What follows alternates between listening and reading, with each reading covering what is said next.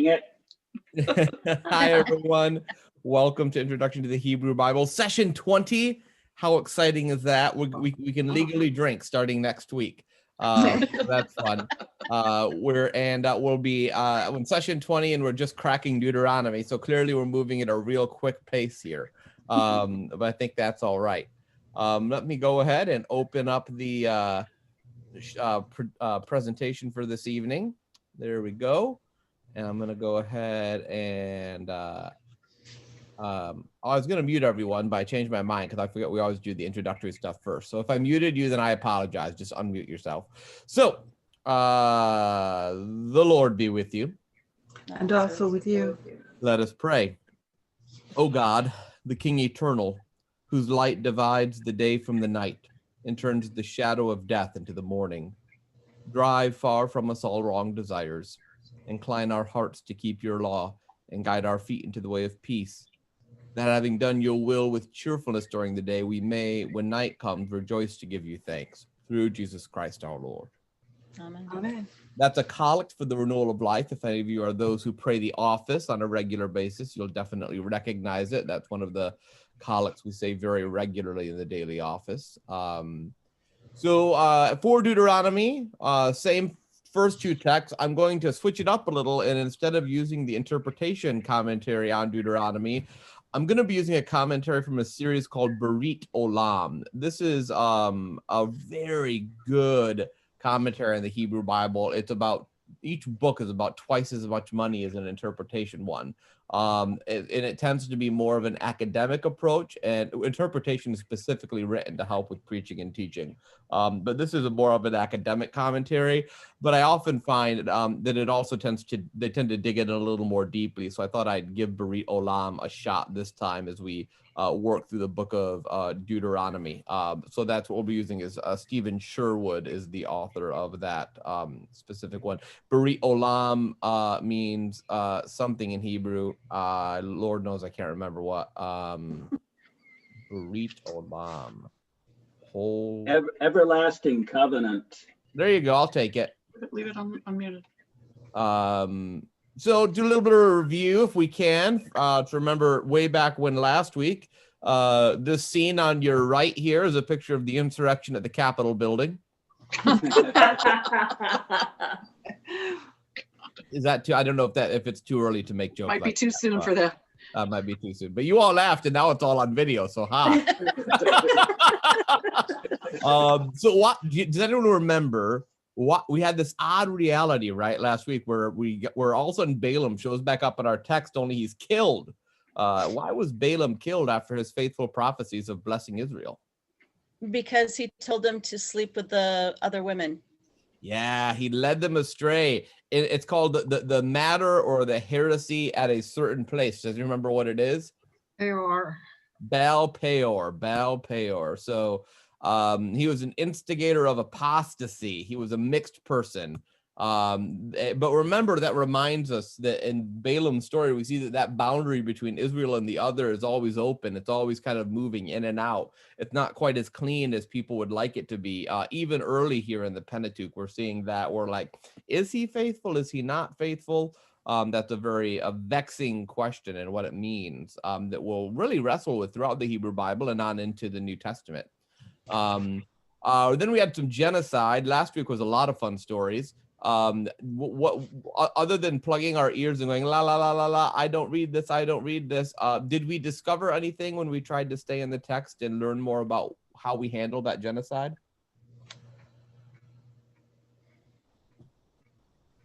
Remember, the command for the genocide came from Moses, not from God. So some scholars see this as similar to striking the rock when Moses' anger led him to take the commandment of God and then go beyond it in his own passion.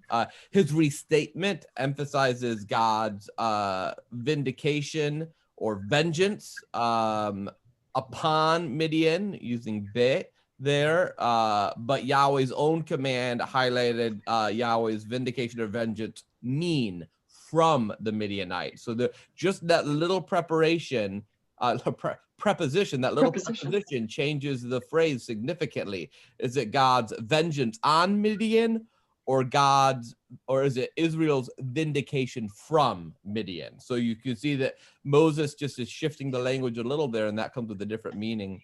And we can contrast it, right, with the officer's gift at the end of the story, where they don't commit the genocide. In fact, there's not even evidence that the genocide happened, but they do what is allowed according to the law, and that gift is accepted by Moses and Eleazar, the high priest.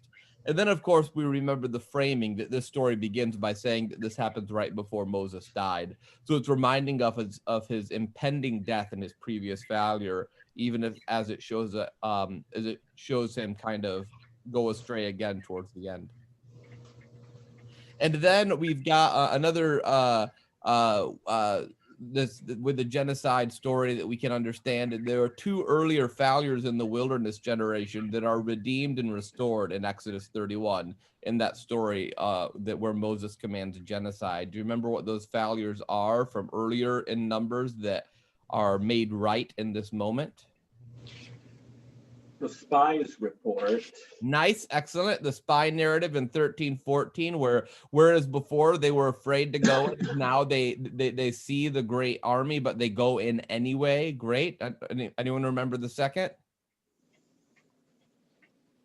It's that undoing of the apostasy at Baal Peor again, because that apostasy involved the Midianites, and so this vindication from the Midianites is an undoing of that apostasy when they had been led astray by the Midianites. Oh, look, I've got one more review slide. Great. So preparation for conquest. What's going to happen if they don't drive out the inhabitants of the land?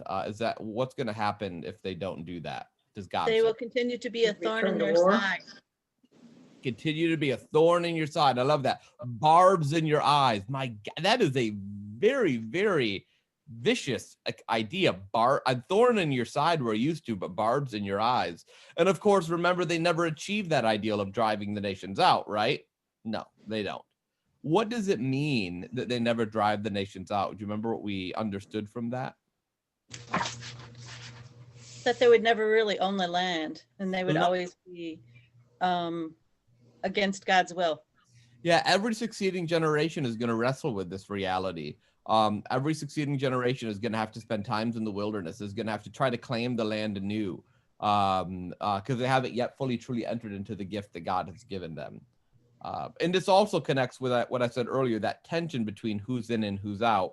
That will be played out because, of course, the Moabites were also a part of the apostasy at Baal Peor. But remember, the grandmother of David is Ruth, the Moabite. So that, so some of these people left in the land become instruments or temptations towards apostasy, but other descendants of the original inhabitants of the land wind up becoming significant in the story of Israel. So there's some very it's not nearly as clear in this. People that say that this is just a clear-cut tale of genocide and a murderous God, it's not. It's much more difficult. It's a much more difficult story than that, I would suggest, at least. But what do I know? I'm just a lowly priest. So let's talk about the Book of Deuteronomy. You may be asking yourself, having just finished the Book of Numbers, and now we're on the cusp of the Promised Land, ready. Finally, we've been leading up, Genesis, Exodus, 4 books. We've been leading up to the gift of the Promised Land ever since we began the story. Why in the world are we? It's like watching a movie, and you finally get to the moment when finally everything's going to happen, and they go off on some wild detour, and you're like, what? This is not the story. What are you talking about, right?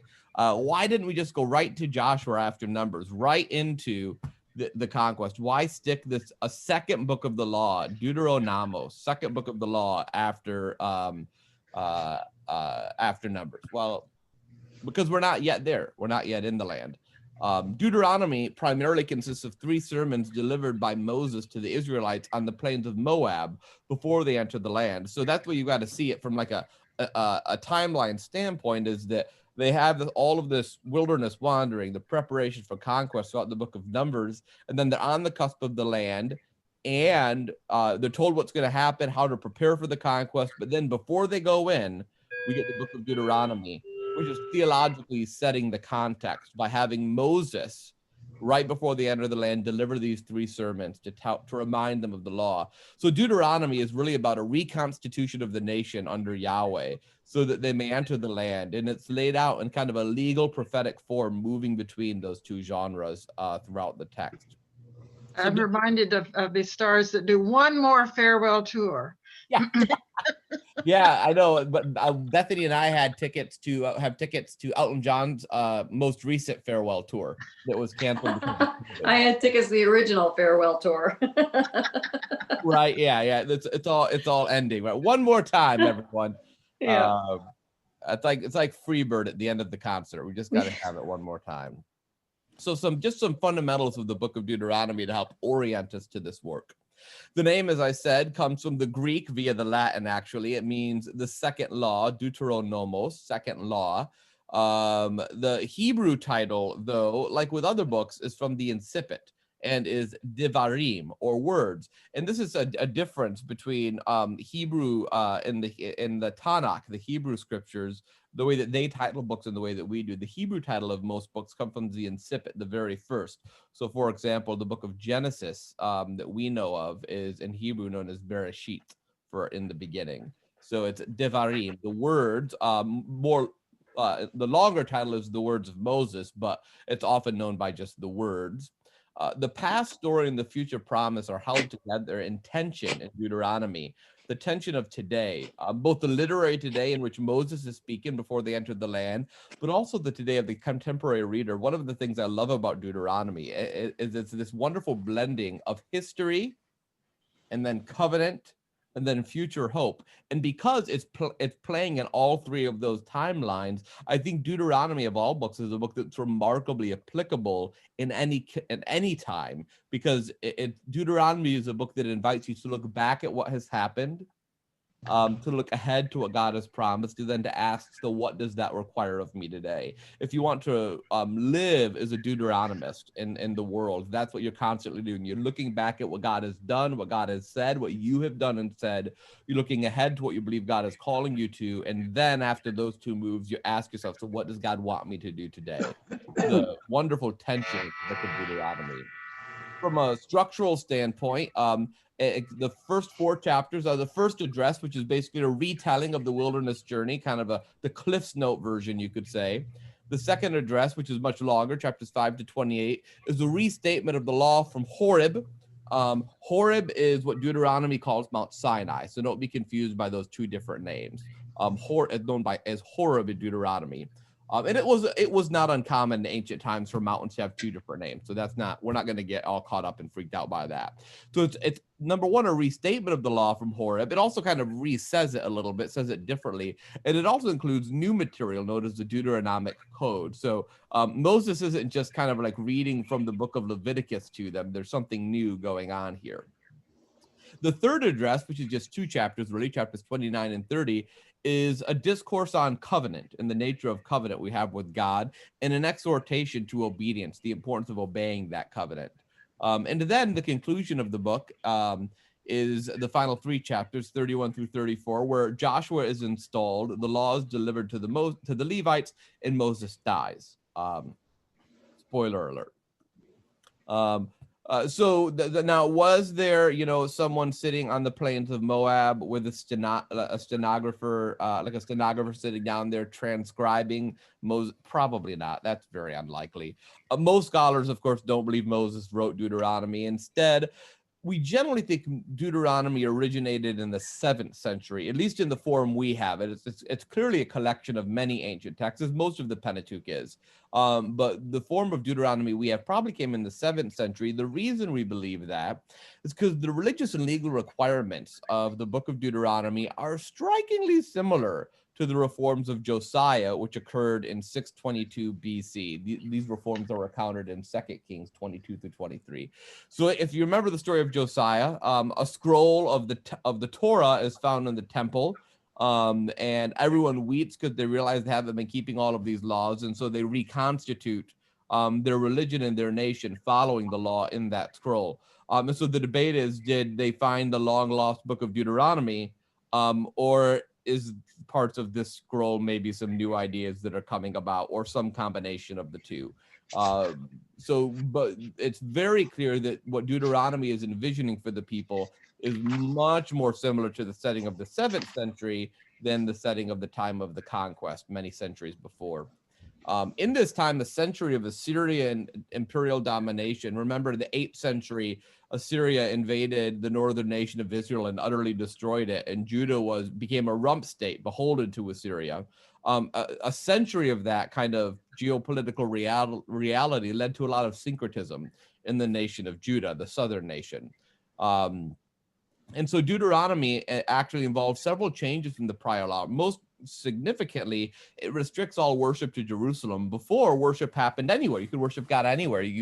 As we've been reading in the first 4 books of the Hebrew Bible, there's tons of story of an altar built here, sacrifice made here. But that all shifts in Deuteronomy. In Deuteronomy, all worship must take place in Jerusalem.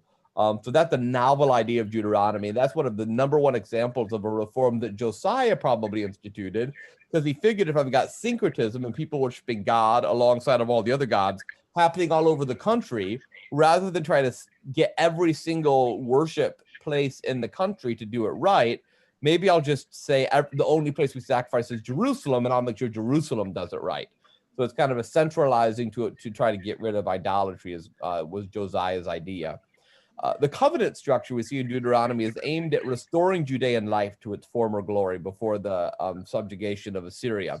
And it corresponds, interestingly enough, to other Neo-Assyrian state treaties. So, for example, there's something known as the Vassal Treaty of Assar Haran, which dates from 672. So a vassal treaty is once you're subjugated by Assyria, you make a covenant saying, so don't like destroy our country anymore, and we'll do X, Y, and Z and serve you faithfully, O great mighty Assyria. Very similar to what the U.S. does with nations like Guam and, to be honest, Puerto Rico, and the way they kind of get treated sometimes. But you kind of do what we say, and it'll all be okay. What's fascinating about Deuteronomy, though, is that the treaty is subverted, because instead of the oath of loyalty being, we'll do X, Y, and Z, and you'll take care of us, Assyria, it's we'll do X, Y, and Z, and God will take care of us instead of Assyria.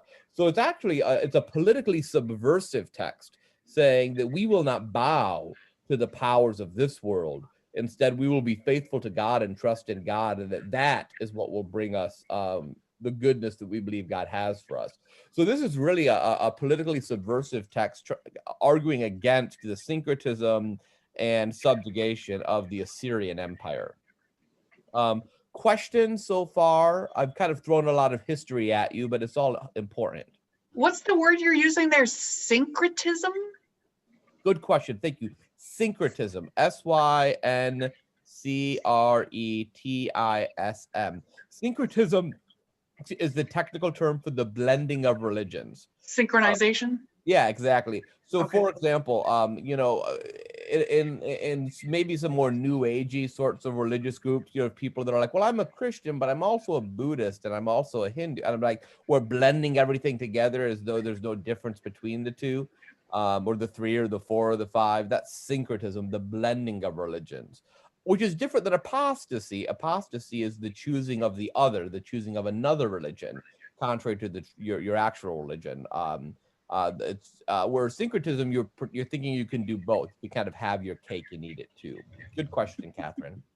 Other questions? Okay, so let's go ahead and dig into the book a little bit here. Go ahead and pull out your Bible if you've got it and turn to the book of Deuteronomy, chapter 1. Set my key down here. I'll open it as well. Oops.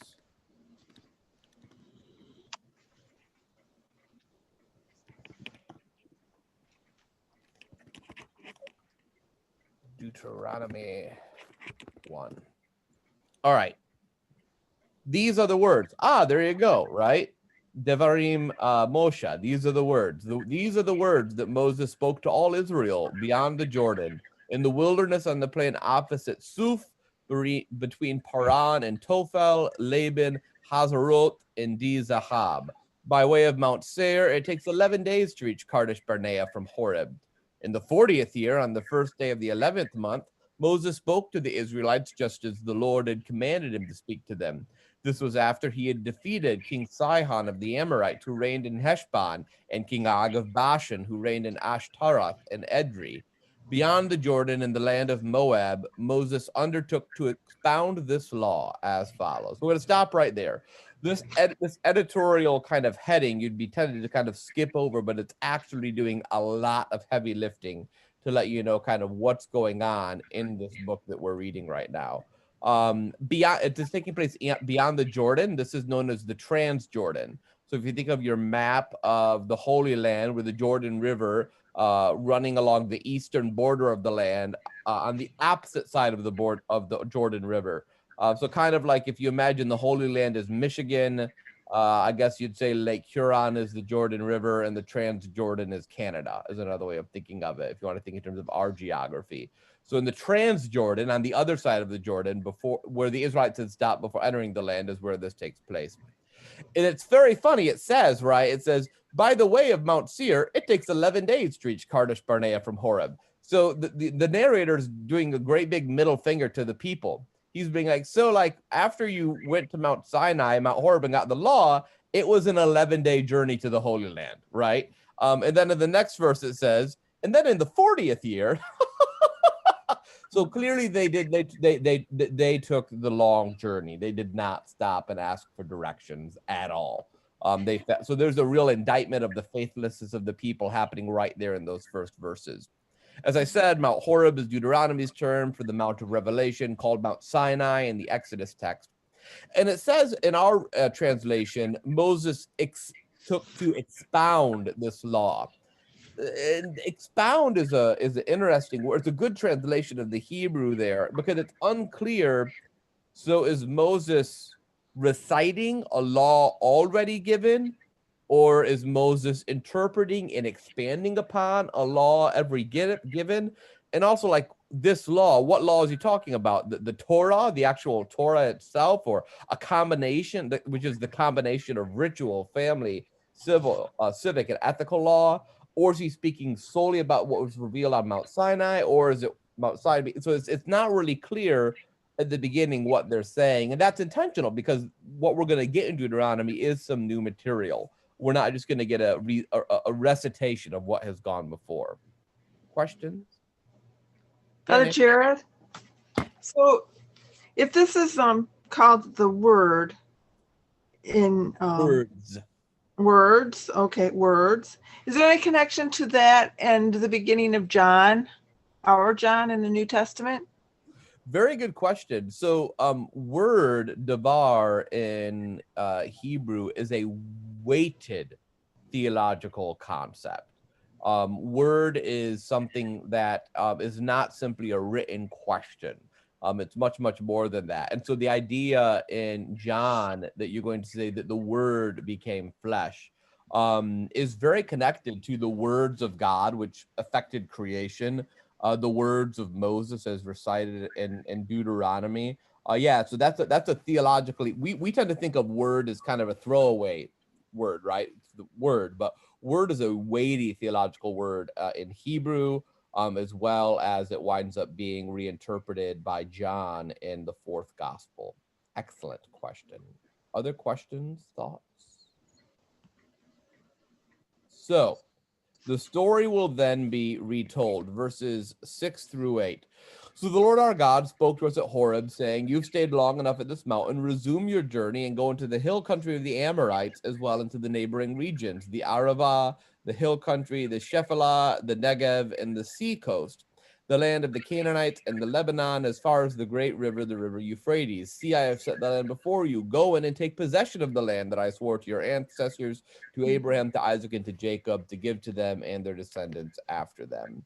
So you're going to notice I've got right here on the screen, the story seems to be being retold, as the story is being retold in these first 4 chapters, in a chiastic structure. You all remember that word chiasm? So when you got that A prime, B prime, you got to get to the center to get to the heart of of the story. Because what we have in verse 1 is a summons to enter the land, which is mirrored and at the end of chapter 3 with a summons to take the promised land. chapter 1, verses 9 through 8 is an organization of the people for life in the land. B prime, 3:12 through 17, is a distribution of the land in the Transjordan. C is Israel's unholy war in chapter 1, which is matched on the flip side by Yahweh's holy war at the end of chapter 2, beginning of chapter 3. And then in the center is the march of the conquest. And that primarily the majority of chapter 2. So we've got that chiastic structure being used here to kind of frame the narrative for us. So we're familiar with that way of telling the story. But you might ask yourself, so is this just really the Cliff's Note version of the wilderness wandering that we've heard, or is there going to be something different? So we begin by returning to Horeb, Sinai. After the law is given, the people are told to begin the journey. They've been at the mountain long enough. That's something we're familiar with, is that's where this whole journey began. But there's some differences as well. For example, verses 9 through 18 of Deuteronomy, and I'll read those to you. So after God says, go take the land, then God continues. At that time, I said to you, then Moses continues. Moses continues, at that time, so when they're at Mount Horeb, Mount Sinai, before they leave, at that time, I, Moses, said to you, I am unable by myself to bear you. The Lord your God has multiplied you so that today you are as numerous as the stars of heaven. May the Lord, the God of your ancestors, increase you 1,000 times more and bless you as he has promised you, but how can I bear the heavy burden of your disputes all by myself? So choose for each of your tribes individuals who are wise, discerning, and reputable to be your leaders.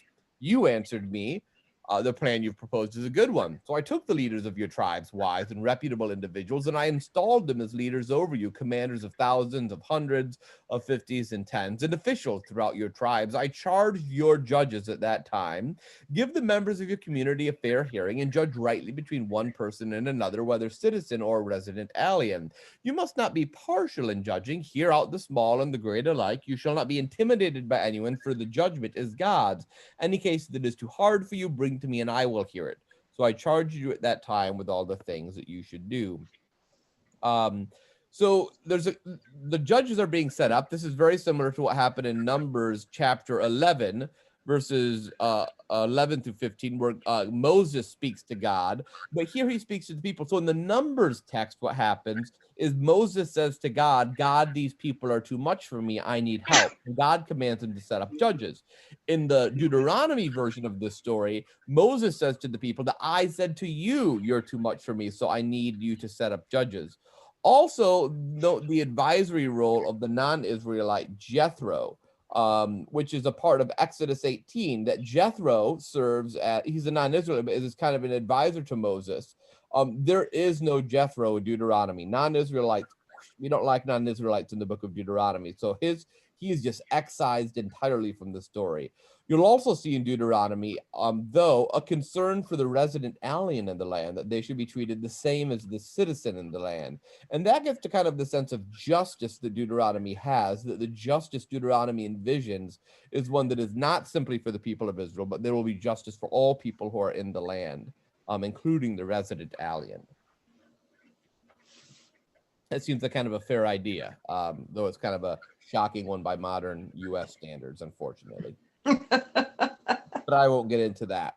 So the people then want to scout out the land. So moving into verse 19, then just as the Lord our God had ordered us, remember this is Moses retelling the story, we set out from Horeb through all the great and terrible wilderness that you saw on the way to the hill country of the Amorites until we reached Kadesh Barnea. This was that 11-day journey. And I said to you, you've reached the hill country of the Amorites, which the Lord our God is giving us. See, the Lord your God has given the land to you. Go up, take possession, as the Lord, the God of your ancestors, has promised you. Do not fear or be dismayed. And all of you came to me and said, let us send men ahead of us to explore the land for us, to bring back a report to us regarding the route by which we should go up in the cities we will come to.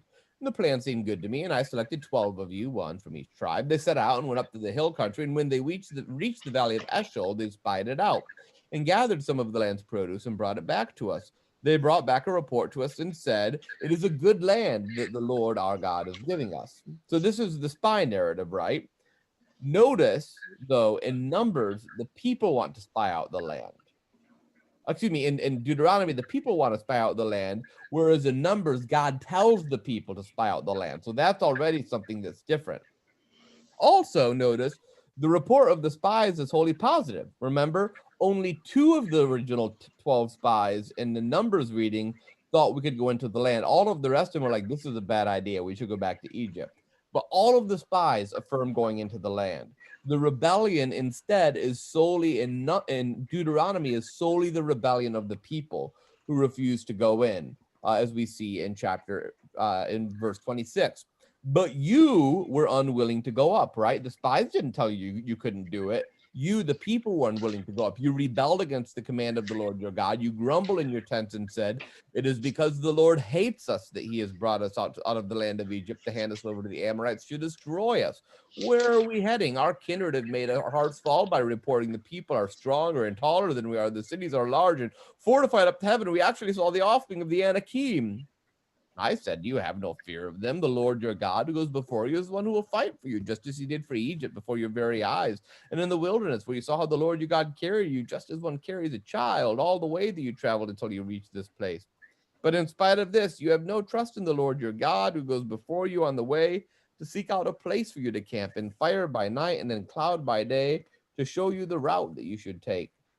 And when the Lord heard your word, so once again, the spies are like, yeah, we're great. Let's do this. And the people are like, gosh, I don't know. It seems terrible. They refuse. When God hears the words of the people, the Lord was wrathful and he swore, not one of this evil generation shall see the good land that I swore to give to your ancestors, except for Caleb, son of Jephunneh. He shall see it, and to him and his descendants I will give the land on which he set foot, because he completes fidelity to the Lord. Even with me, the Lord was saying on your account, saying, you also shall not enter there. Joshua, son of Nun, your assistant, shall enter there, and encourage him, for he is the one who will secure Israel's possession of it. And as for your little ones, who you thought would become booty, your children who today do not yet know right from wrong, they shall enter there. To them I shall give it, and they shall take possession of it. But as for your journey back into the wilderness in the direction of the Red Sea. So the people not only refuse to enter the land, but they claim that God must hate them. So this is a deep violation of their relationship. This isn't just fear, but this is laying the claim of hatred against the very being of God. Moses had invited them to see that the Lord had given them this land, but what they see instead of the Anakim, this kind of race of giants that existed in the land at that time.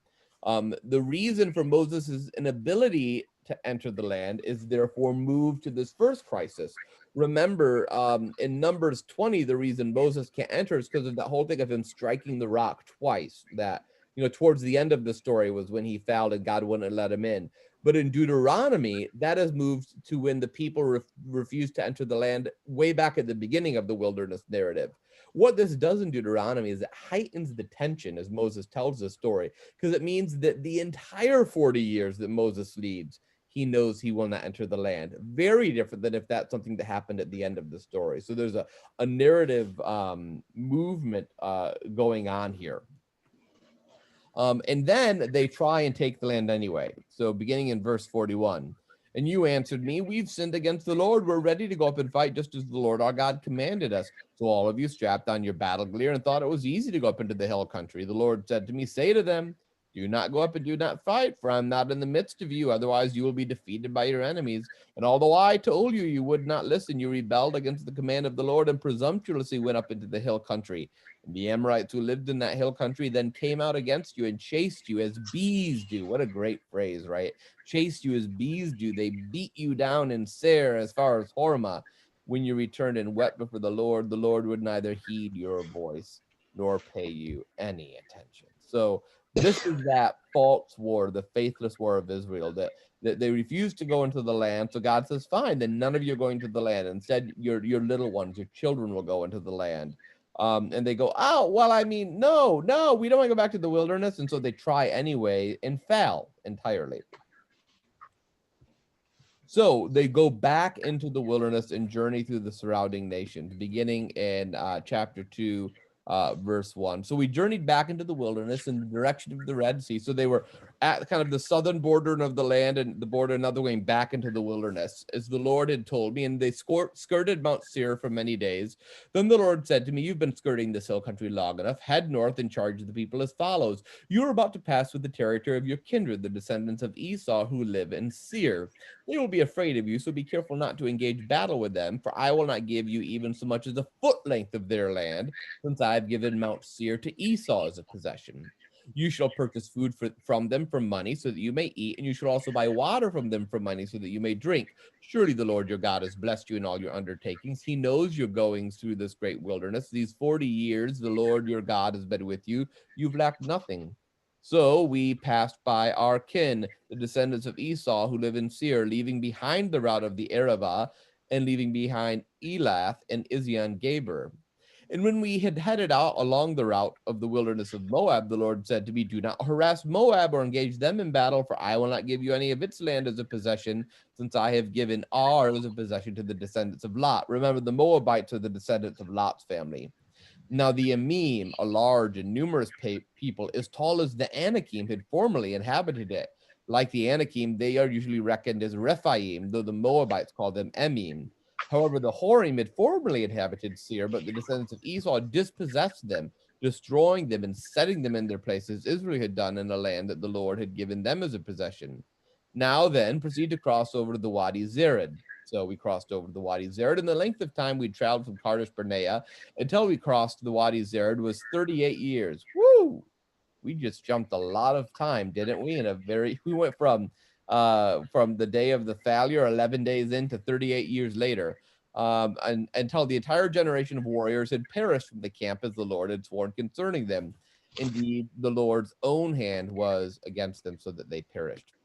So note that the surrounding nations, the nations surrounding the Holy Land, also have giant-like beings, similar to the Anakim, but they are possessing it. So so the Edomites, the descendants of Esau, they beat the Rephaim or the Emim, depending what you call them. They beat the giants of the land and possessed it because they knew God had given them that land. So there's the faithfulness of the Edomites compared to the faithlessness of the original people of God and their fear of the Anakim who inhabit the land. And then to contrast with the failed unholy war of chapter 1, earlier at the beginning of this story, now 38 years later, God commands them to attack the Amorites. So we'll jump down to verse 24, where God says, proceed on your journey and cross the Wadi Arnon. See, I have handed over to you King Sihon, the Amorite of Heshbon, and his land. Begin to take possession by engaging him in battle. This day I will begin to put the dread and fear of you upon the peoples everywhere under heaven. When they hear report of you, they will tremble and be in anguish because of you. So I sent messengers from the wilderness of Kedemoth to King Sihon of Heshbon with the following terms of peace. This is Moses talking. If you let me pass through your land, I will travel only along the road. I will turn aside neither to the right nor to the left. You shall sell me food for money so that I may eat, and supply me water for money so I may drink. Only allow me to pass through on foot, just as the descendants of Esau who live in Seir have done for me, and likewise the Moabites who live in Ar, until I cross the Jordan into the land our Lord our God is giving us.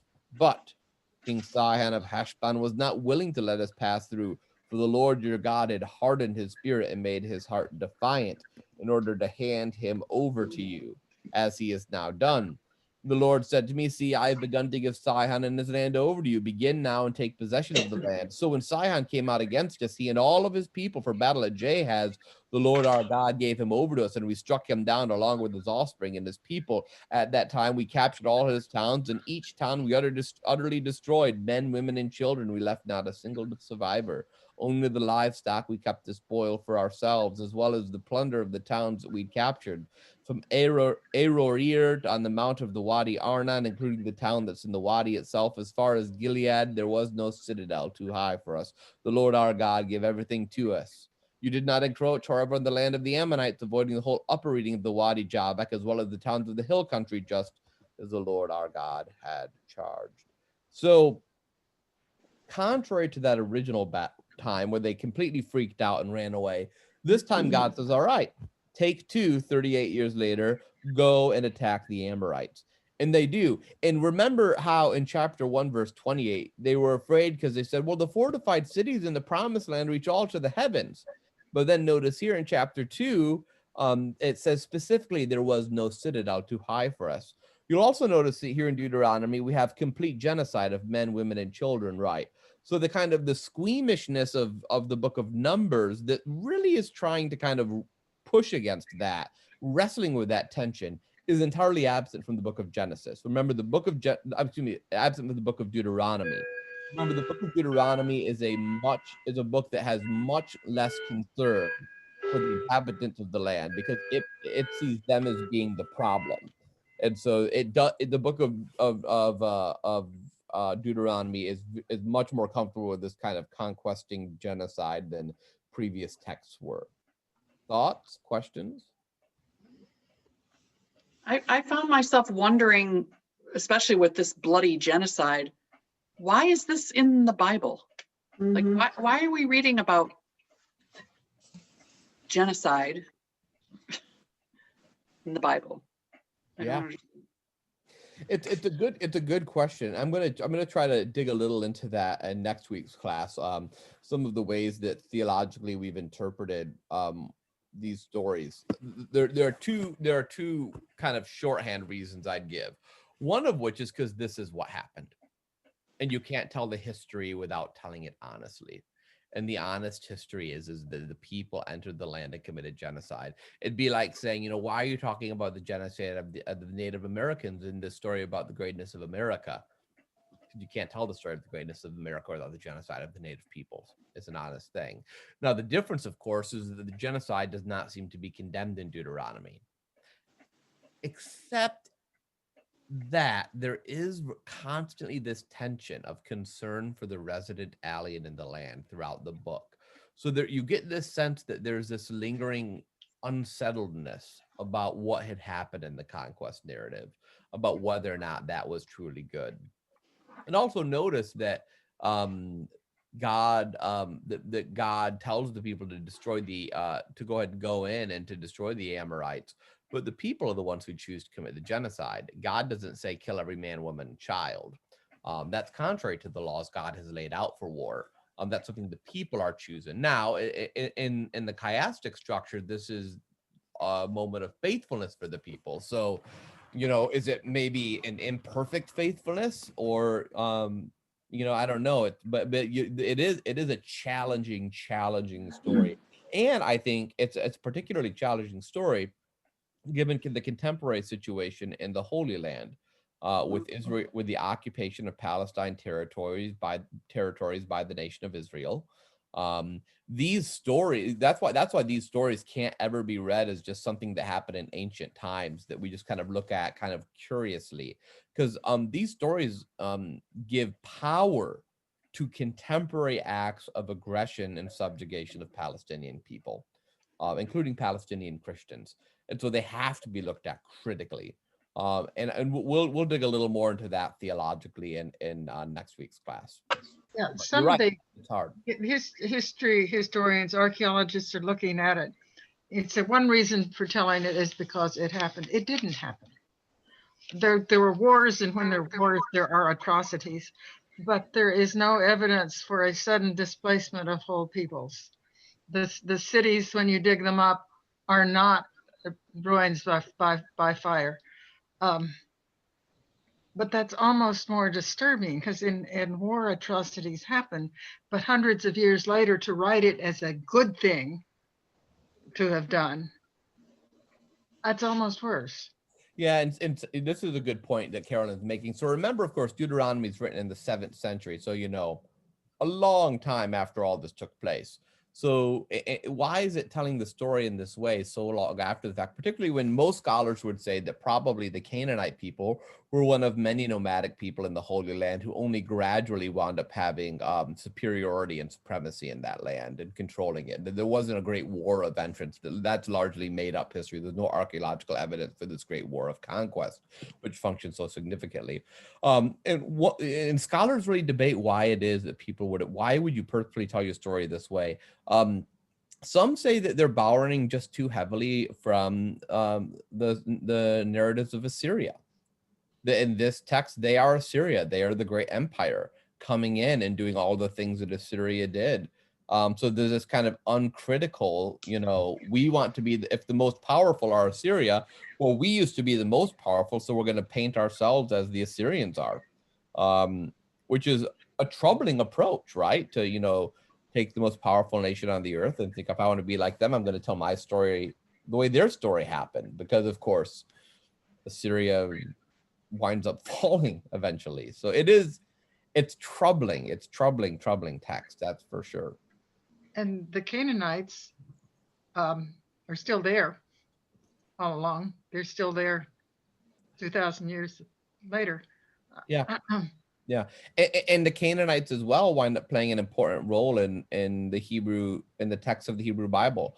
So we're going to be wrestling with this question of the inhabitants of the land and the relationship of Israel to the people in the land for the entirety of the Hebrew scriptures.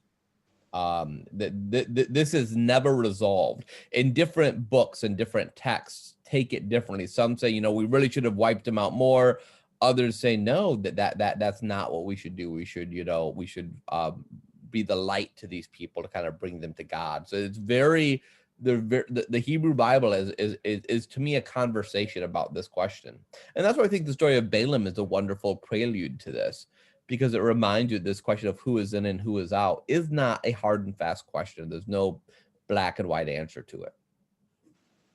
Let's go ahead and push a little bit longer in the few minutes we have left. So the land is allotted in chapter 3 then to who's going to get what, but Moses remains excluded. And it's actually a very sad text in chapter 3, beginning in verse 23.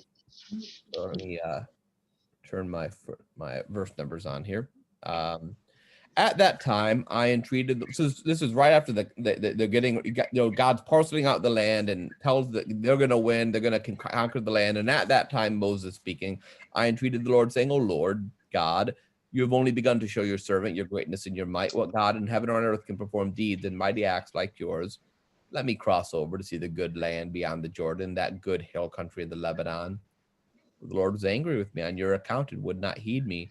The Lord said to me, "Enough from you. Never speak to me of this matter again." No, someone needs to get the Lord a cup of tea.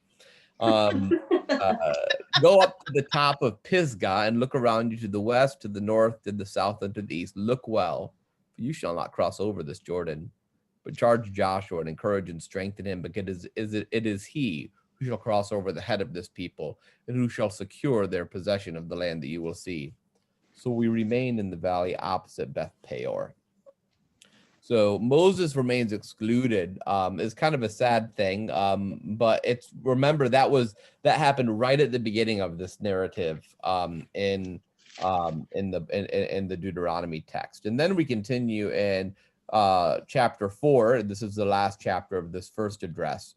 The people are exhorted then to obey the Torah. So now Israel, give heed to the statutes and ordinance. So this is after Moses has just been told that because of the faithlessness of the people, he cannot enter the land. He has to have Joshua enter instead.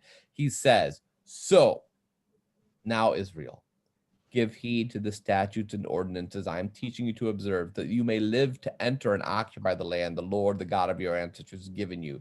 You must neither add anything to what I command you, nor take away anything from it, but keep the commandments of the Lord your God with which I am charging you. You have seen for yourselves what the Lord did with regard to Baal of Peor, how the Lord your God destroyed from among you everyone who followed the Baal of Peor, while those of you who held fast to the Lord your God are alive today.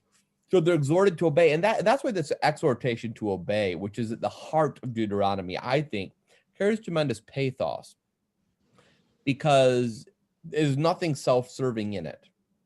Moses knows that he did not succeed as a leader.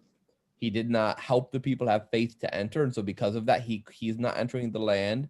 And so he's saying, listen, not trusting God has a cost. I know that cost. Trust God. Obey the ordinances, obey the statutes, so that you can truly enter and live into this land. Moses is that encapsulation of the failure of the previous generation. And then it continues, skipping down a little bit to verse 9. But take care and watch yourselves closely, so as neither to forget the things that your eyes have seen, nor to let them slip from your mind all the days of your life. Make them known to your children and your children's children, how you once stood before the Lord your God at Horeb, when the Lord said to me, assemble the people for me, and I will let them hear my words, so that they may fear me as long as they live on the earth, and may teach their children to do so. You approached and stood at the mountain while the mountain was blazing up to the very heavens, shrouded in dark clouds. And the Lord spoke to you out of the fire. You heard the sound of words, but saw no form. There was only a voice. He declared to you his covenant, which he charged you to observe, that is, the 10 commandments, and he wrote them on 2 stone tablets. And the Lord charged me at that time to teach you the statutes and ordinances for you to observe in the land that you are about to cross into and to occupy.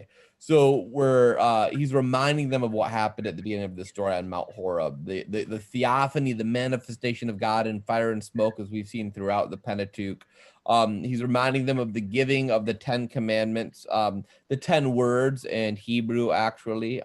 Even though, interestingly enough, we don't get the 10 commandments in Deuteronomy until chapter 5, so which is when they're recited again. But he's reminding them that happened. And there's a particular emphasis, as you're seeing on this, on the avoidance of idolatry. You know, you saw you heard the voice, you saw the smoke and fire, but you saw no form. Because remember, one of the key sins of the people in the view of the Deuteronomic author is that they fell into idolatry. So he's being very clear at the beginning here that God was not seen in a form. God was not seen in an image, to remind them of the danger of that particular sin. So that's the first address to Deuteronomy, kind of setting out the beginning. So let me go ahead and turn off the screen share. So, questions, conversations, thoughts? Yeah, Catherine. One of the things I noticed was that in both chapter 3 and chapter 4, Moses says, the Lord was angry with me because of you. When what we learned in the other book was that it was something that he did that caused the Lord to be angry and to say, you can't go into the promised land. But now he's trying to say, the Lord was angry with me because of you. Like he's trying to pass the blame. Well, yeah, because what happens in Deuteronomy isn't Moses striking the rock twice, but what happens in Deuteronomy is the people refuse to enter. And so it's kind of like the children screw up. And so the teacher looks at the parent and says, you're getting punished for this. It's kind of what's happening to Moses, which is, I have to say, kind of crappy. Like if the people of St. John screw something up and then the bishop comes to me and says, so Jared, you're going to be disciplined. But I didn't, they're the ones who, but this is how leadership functions in the book of Deuteronomy. You are responsible for these people. And so if you have not led in such a way that the people fail, then yeah, you will bear the guilt of the sins of the people you lead. But which story is true? Like, is the punishment of Moses because of the striking of the rock, or is it because of the people refusing to go into the land? It's kind of like looking at the story of creation in Genesis, right? Which story is true? Did God create everyone and then humans, or did God create up to humans and then create animals after humans? I don't know. And the truth of the matter is that neither story is probably a historical recounting, but both stories are instead taking historical events and endowing them with theological meaning. So it's like, the story of, George Washington and the apple tree, which I hope you all know never really happened. There's something, the cherry tree. There's something trying to be said here. So you're taking this ancient story we've heard and you're throwing in this deep pressing question. And so the big question in Numbers is really Moses's inability to treat God as holy and to respect God's word. The big failure in Deuteronomy is Moses's inability to inculcate faithfulness in the people.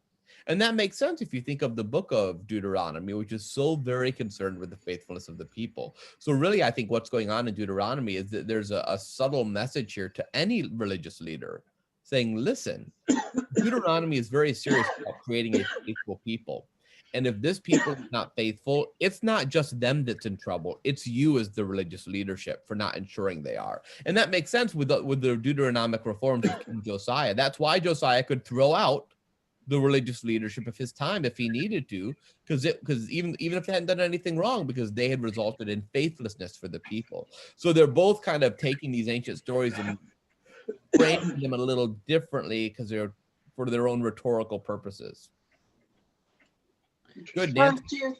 Well, culturally, if what happened to Moses happened in our culture today, I would think that Moses would look at God and say, well, hey, I'm hitting the road then. I did everything I could. They were crappy. And so if you don't like what I did, then you just do it yourself. So what was it like that Moses would stay around and say, okay, I know that I'm not going to be rewarded for what I'm doing, or I'm not going to get what I had hoped for when I started this, and stick to it and not hightail it. Yeah, Because not entering the promised land, that's fake news. Moses was going to enter the promised land, and it's fake news to say that he wasn't. yeah, I've got 11,000 votes that says he'll enter. he should have just gotten some yellow flags and marched in anyways, right? So that's a good question, Nancy. I think that to me, this is why Moses is actually kind of an inspiring character in Deuteronomy, because he does the work still. And this is something that's also we in American Christianity, we tend to think that you follow God to get a reward. That's foreign to the Jewish thought. You follow God for the gift of following God. That's the reward. There's no heaven in ancient Judaism. There's no reward afterwards. The reward is in living righteously. That's the reward. There's no like treat at the end of the tunnel. And so Moses is the perfect example of someone who, even when he can't get anything he'd hoped for, continues to follow the Torah, to live justly, to live right. I may not get there with you. Yeah, right. This is Martin Luther King Jr. And this is why I think Moses has been such an inspiring figure for so many people throughout history, as this person who knows that he's not going in, but continues to persist in faithfulness. There's something about that that's just, and I also think that we struggle with this text as Americans because we like to think that we all pull ourselves up from our own bootstraps, and I'm not going to be responsible for the sins of my parents or my grandparents. Lord knows I didn't have any slaves, stuff like that. The Hebrew Bible thinks that's just poppycock. We absolutely bear the guilt of our parents upon our shoulders. If our ancestors did something wrong, we have to continue to work to make that right. That's an essential character. God will forgive us. God forgives to the 1000th generation. But when we fail as a generation, our children wind up having to carry the burden of that sin to some extent. And that's something I think where the Bible has something very important to say to, modern American people who kind of don't want to hear all of that. All right, we've gone over time a little. Thank you all for being with me tonight. This is a lot of fun. I'm enjoying it. I'll send out details about next class tomorrow. And I'll also, in addition to the reading that we'll do for Deuteronomy, I'll try to see if I can't find a good article on this whole question of how do we handle genocide in Deuteronomy, because there are some very good authors who've written short journal articles about that. So I'll see if I can snag one of those that I've read in the past and send that out to you as well, just to give you something more to chew on with that. So. All right. Good night, everyone. Good night. Night. Good night.